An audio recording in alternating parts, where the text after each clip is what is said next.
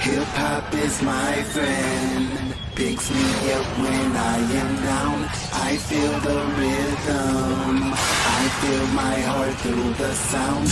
I am at peace, it takes my feet off the ground, taking me deeper, and I probably will never return.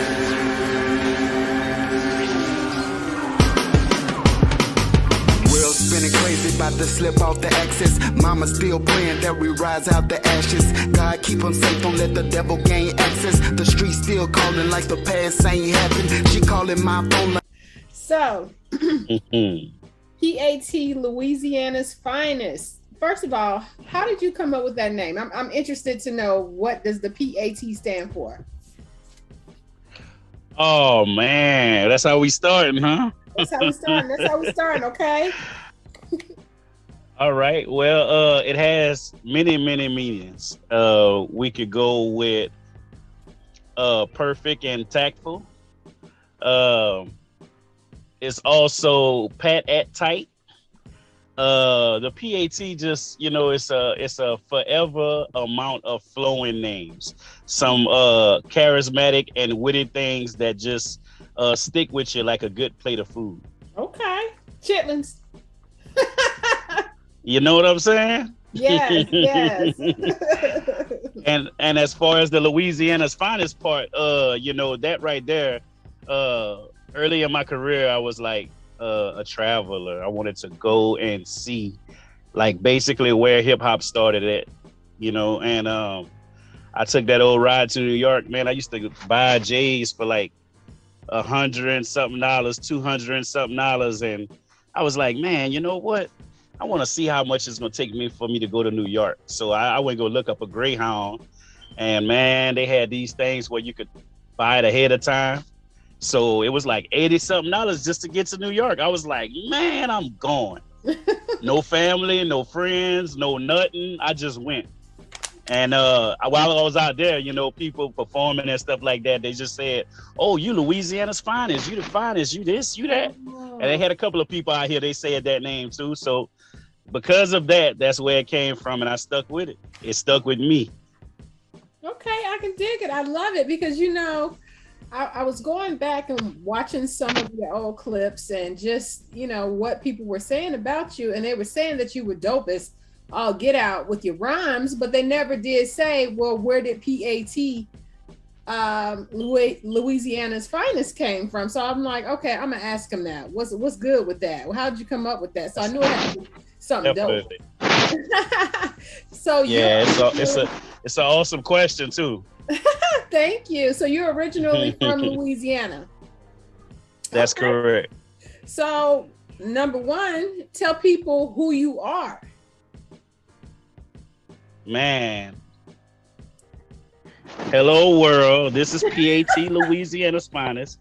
And I am an entrepreneur. I'm a father. I'm a God-fearing man above all.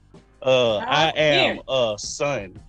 I am a brother. I am a human being that is in a process of bettering myself each and every day of my life.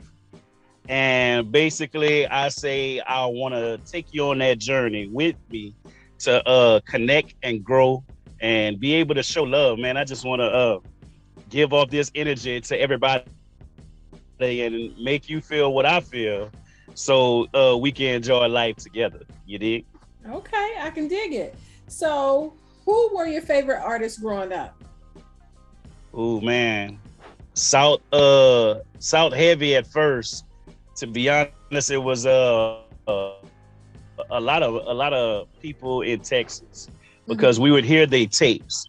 That was like some of the first music that would get to us. So, the UGKs and Scarface and the Ghetto Boys, they were real big and real influential. But of course, Cash Money and Master P and No Limit, the whole tank, and I'll say, like, they even had, a lot of New York influences. I like the people who tell stories, who could paint a picture, who like real witty and real great with the words, because a lot of times you could take somebody on a journey and they forget about exactly what they was doing, where they was at, and they just go on a ride with you. Right. And that's amazing to me, because that's the most ones that stick with the people, you know? Right. Hip hop. So, it's funny that you say Definitely. that about storytelling, because I watched not so much an interview, but a music review where a guy was just like enthralled by your lyrics, and the song that he was listening to was My Friend. So, and I feel like your style is definitely laid back, but it's reminiscent to music from artists on the West Coast. They got a laid back swag, but if you listen to the story, the storyline, kind of like NWA, you're gonna hear a bomb story. You're gonna hear wordplay. So that's what I get when I listen to your music. So with My Friend, what influenced that track? And it was something I felt like it was greatly important. Myself and my brother Los Music, who was also on the song, he sang, he rapped, he produced, he do it all. That's my brother. Shout out to him. We was talking about, like, exactly what was happening in the culture and the lifestyle of hip hop. Mm-hmm. And a lot of people, like, let's say it's a younger crowd that takes over, like right. Everything gets new because it's hip. So a lot of people, they don't necessarily remember, or they haven't really got hip to or heard, the people that came before us. And it's always good to pay homage. I mean, like, everything started, they had an origin. It was a place that it had to come from, and they got a lot of people paved ways for us to be able to do what we do. Ain't no Kobe or no LeBron without Jordan. That's right. You know what I'm saying? So basically, we wanted to give an ode to hip hop. We wanted to, like, show hip hop some love, because if you don't bring nothing to the table, I mean, what you doing? And we wanted to make sure that we gave an asset to the game, so we just wanted to tell our story about how we feel about music and how we feel about hip hop and what it meant to us. Okay. All right. So, and speaking of hip hop, now you did freestyle with Kato on the track. Why is it freestyle important for rappers? Like, why should rappers stay fresh when it comes down to that? Man, it's an element of hip hop. It's part of the game. You gotta do it, man. Like, down here, we was real big on it. Like I said, Texas, that was the tapes that we would get. It was a lot of freestyle tapes. It was a lot of stuff that was on the spot, things that was just right off the head. They talk about how Jay-Z, he go up in the studio and he just listen to it for a couple of minutes, and then he get in the booth and he spit it one take. It's like even better than that, because I'm not even thinking about it. I'm just gonna do it right here, right now. And it's a part of the game. It's a part of the culture. It's a part of, the entire thing that hip hop even came from. Okay, I love your answer. So, who would you battle in a versus draw? Anybody who ready, they ain't ready. They ain't ready. They ain't ready. You saw what the Locks just now did? That's the way we prepared for it. That's all I'm gonna say. A lot of people, they not privy to some of the things that's going on down here, and in a lot of places. There's a lot of places, a lot of people who's really dope, and I respect it. I appreciate that. But we take this very seriously. So I don't care who it is. They could come get this smoke. They could come get these bars. They could come get these beautiful, amazing, perfectly Warhol painted pictures. Because I promise you, hey, once you listen to the music, we're gonna get you hooked. We're gonna get you hooked. So yeah, we can battle anybody. Okay, somebody say, don't come for me unless I send for you. Okay. So now this is a trick question. This is a trick question, and you better answer it correctly. You get one opportunity to answer it correctly. Donda or Certified Lover? I'm already ready already. Which one? Oh my goodness. Oh my goodness. I will be honest with you. For me, you want me to tell you the truth? Yes. Both of them. But okay, all right, I can live with that. Why? You know why? You know why? Why? Only because as an artist, you know what I'm saying, I can respect both of them. I think this is what I say about the situation. I think they both in cahoots with each other, and they laughing at everybody thinking that they're against each other, but they really together, and they like, man, we got them going, man. Look, hey, look, I'm gonna do this, you go do that. Hey, yeah, we gonna do this together. Drinking and laughing it up. So that's why I say both of them. Okay. All right. So yeah. What is the most difficult lesson you had to learn as an MC trying to break into the industry? Man, nobody don't owe you nothing. Facts. Nobody don't owe you nothing. Nothing at all. It don't matter how dope. It don't matter how cool.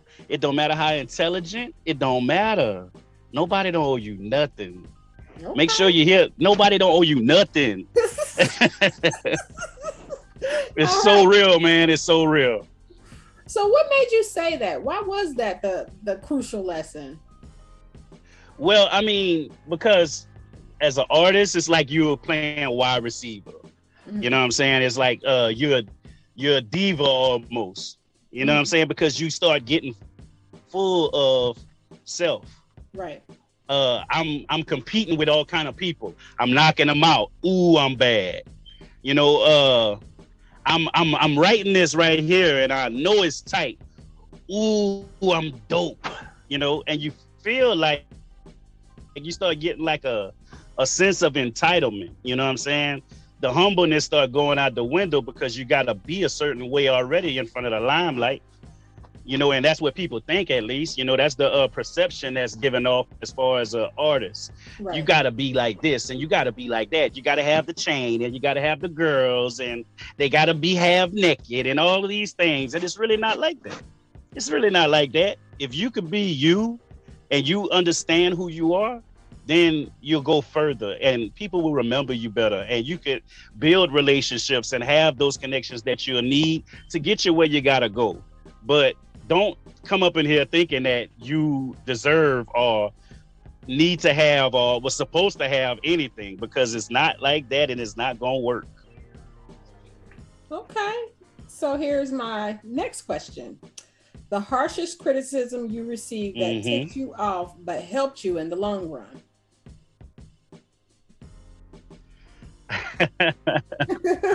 Cool. Let's see.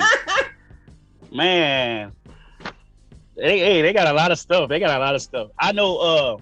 I'll be honest. They had one of them that at the moment I was ticked off because somebody told me that, oh, you sound old school and you sound so I don't know what they was really trying to say. They was trying to say like 80s or 90s. You sound like you could have been with Kool in the Gang.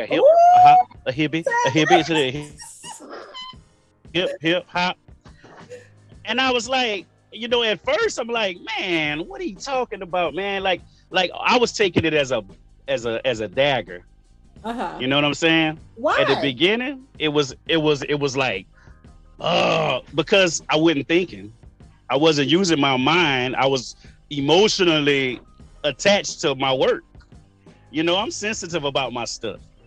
You know what I'm saying? And that's all of us. So whenever you hear it, you're not thinking about that they comparing you to greatness. Right. That's right. You're not thinking about like, oh, if somebody tell me I sound like Kool Mo D or Rakim or Cool G Rap or KRS-One or Andre 3000 Wow, E40 Water, you know what I'm saying? Going on the West Coast, like you say, man, hey, that's high praise. And the way they were saying it, they was trying to break me down, but it actually built me up, and it just made it made the lyricism just keep on leveling up. Right. Well, see, with the West Coast rap, I think that they have a cool, laid back. They're effortless. Whereas New York rappers, they spitting, they Jada Kid, like that They whole in your face. Yeah.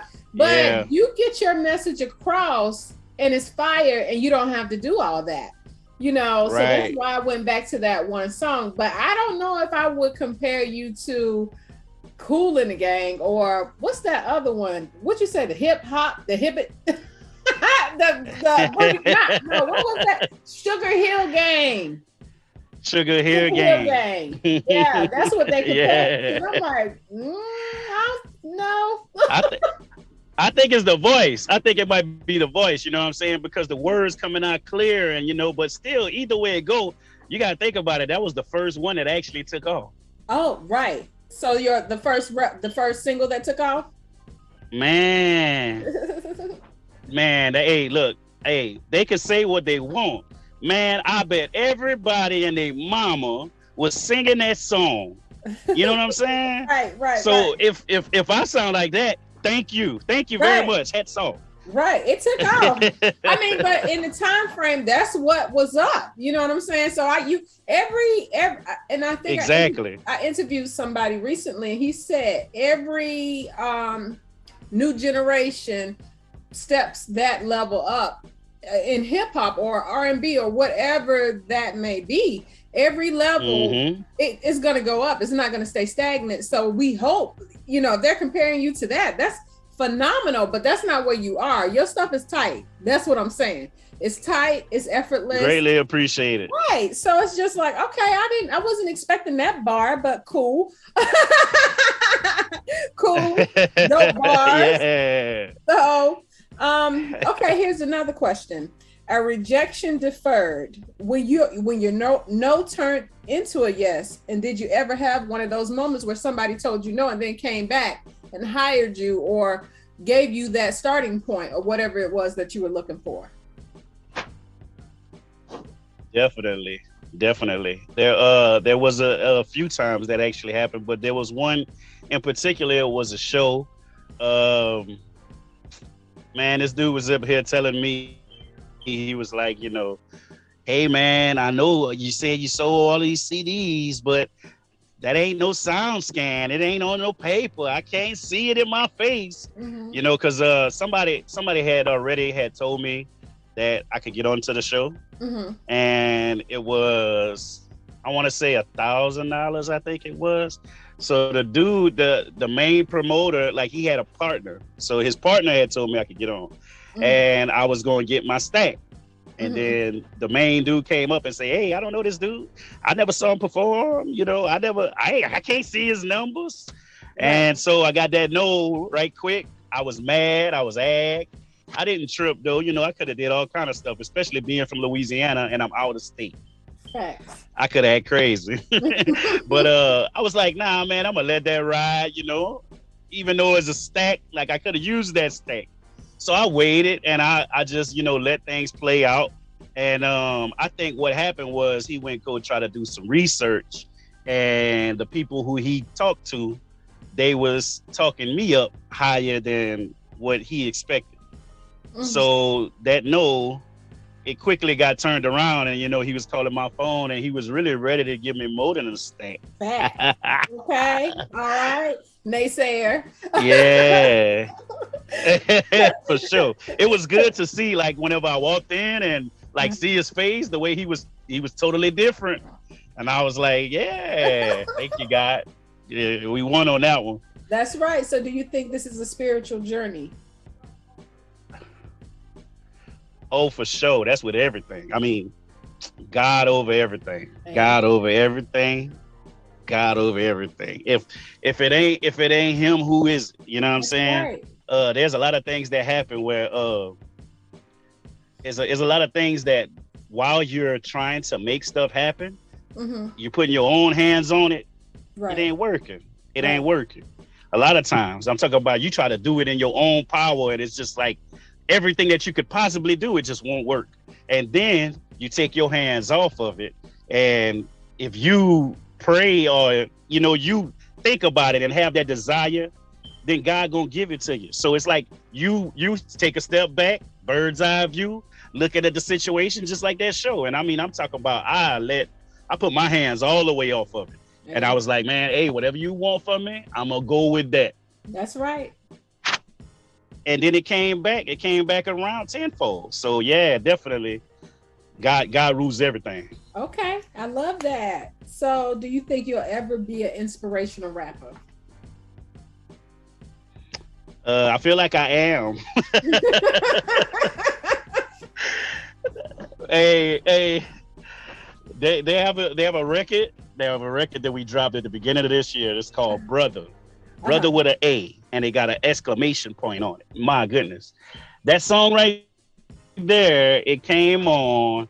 They had a couple of DJs, you know what I'm saying? They was telling me, hey man, this right here, bro, you could cross this over and put this on the gospel station, and you could put this on this. You sound like a preacher, all kind of stuff. And it's just all about uplifting our people. You know what I'm saying? My brother, you know what I'm saying? I'm talking to my brother, and I'm telling my brother, hey man, I'm a guide you. I'm gonna help guide you through the stuff that I went through, so you won't have to go through it. That's right. Okay, mentor, do it. He felt like I was preaching. He felt like I was preaching. So I think it's already there. Okay, I can dig it. I love that. So tell me, okay, that's yes, ma'am. Donda, but you got something else that's on the charts that's making some noise. So let's talk about it. Clear Throat. Freaky Girl. What inspired that track? He said, yeah. Yeah. What inspired that track? I don't know. I don't know if you can see it right now, but you see, I got those golden girls. Yes. The golden girls, they right there on the shirt. You know what I'm saying? So like, a lot of times you got to give it up. There's always times to be serious. There's always time for you to go ahead and do that strong, powerful stuff. Mm-hmm. But this stuff is strong and powerful as well. Right. And you got to pay homage on each and every side. Okay. So we had to give, you know what I'm saying, some love to the freaky girls that's out there. And it don't necessarily have to be the freak like you thinking, because I promise you, just hearing the name of the song, it's not gonna sound like how you thought it was gonna sound. Right. This is a different one. This is for the grown folks. This is for the ones who know. I think DJ Strong has said something like that. You have to know. If you know, then you know. Because this one right here is like, it's for the mature. It's for the grown and sexy. It's for the ones who, the mature. It's something special. It's something special because everybody has that feeling. And I mean, whenever you're going in a room, you can't make love to a big going crazy bar-rific rap song. Right. Or it can't be no super club song. You know, you got to have something special to put on that you could get that groove to. You know what I'm saying? I digress. Yeah, you know what I'm saying. Oh, it's a pelvis mover. Okay, a pelvis mover. We'll lead with that. Okay. So now, what other projects are you working on? Oh yeah, we have another album that is gonna soon be released. I think it's gonna be sometime this year. It's constant projects. We always work it. It's never a stop or a cease. I'll say at least 7 or 8 I just recently got. Mm-hmm. And we already have, I want to say, man, a lot of them already in the chamber. Mm-hmm. And we just still record. We keep the recording process going so the creative juices to keep on flowing. But there's a few that be coming. It's gonna be like the next one after our Inside the People album, which Inside the People was something that is super amazing, Grammy considered. I want to say about 16 tracks, and all of them just have an amazing, great feel. Like no skippability. Like every last track you can play through, and you can let it play, and it's gonna take you where you need to go. Okay, all right. Somebody said I'm there. This the one. So do you have any merchandise? Like, are you doing movie scores? What's good? Getting into some scores, trying at least, I would say I ain't gonna say trying because the try is to fail. So we actually doing that Mm-hmm. because it's some people got called and they got on the phone and we in the talks of it right now. Definitely have some merchandise. Some of them is melanated merchandise and some of them is just our actual likeness, our faces.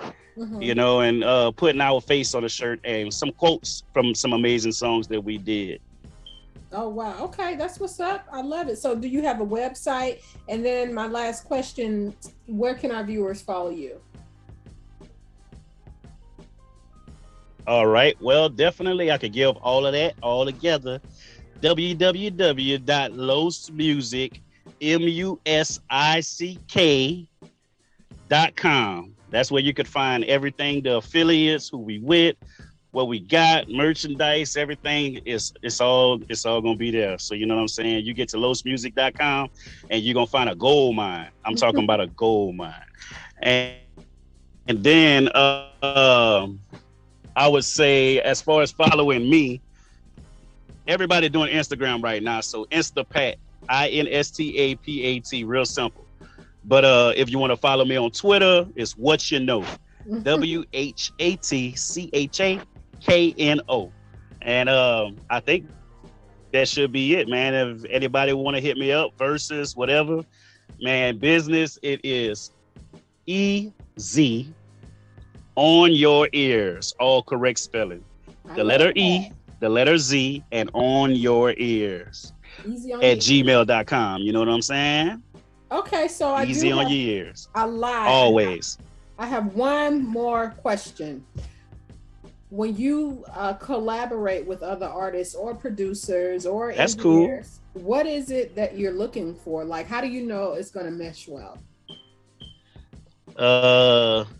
At the beginning, you don't know. Mm-hmm.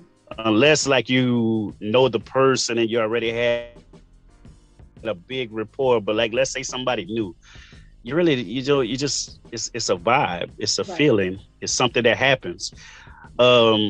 Like for instance, I'm gonna say Los Music. Whenever we first got together, we just started talking. I knew what he did, producer, rapper, singer, all that stuff I mentioned earlier, and he knew what I did, but we didn't even try to talk about music. Right. The whole conversation lasted, forever. Right. And we didn't even talk about music at all. And then, organically, one day he just went up in the room and he just started pressing buttons and he was feeling something and he said, "Oh man, oh my goodness, hey bro, come see. I want you to hear this." And thus came the first song. Snoop Dogg liked the song and all kind of stuff happened, South by Southwest and all kind of crazy stuff, tours and, songs and all kind of, it just happened. And that's the type of thing that happens. I went to another studio, and it was just like the same thing. Like the producer just started pressing buttons. Right. And then, before the beat was done, it was like a freestyle started happening. And then we had hook, we had verses, and we had magic, Right. And then like you said, Snoop Dogg, like that's totally West Coast. So you are a vibe, which is pretty dope though. Oh man, definitely. I did a song with one of Eminem's most favorite artists, Crooked Eye from Slaughterhouse. And man, West Coast all day, Long Beach, LBC. Shout out to him. You would not know you're from Louisiana by listening to your raps, but then when you start talking, it comes out. You got a little twang. That's what's up. What's up. Yeah, we gotta keep that twang. We gotta keep that twang, right? So then leave viewers with your social media handles again, and then we can close it out. All right, man. This is PAT, Louisiana's finest.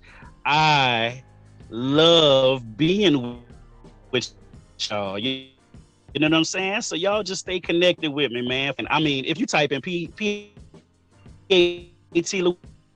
Louisiana's finest, you're gonna get everything that you want, everything that you need. Or just go to Los McKay. Man, hey, this is PAT Louisiana's Louisiana's finest, like I said, and I'm signing off, man. Y'all get in touch, get in tune, because I promise you we're gonna take you on a journey that you ain't gonna never forget and never want to get off.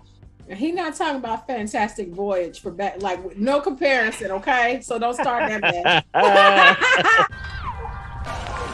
Hip hop is my friend, picks me up when I am down. I feel the rhythm, I feel my heart through the sound. I am at peace, it takes my feet off the ground, taking me deeper, and I probably will never return.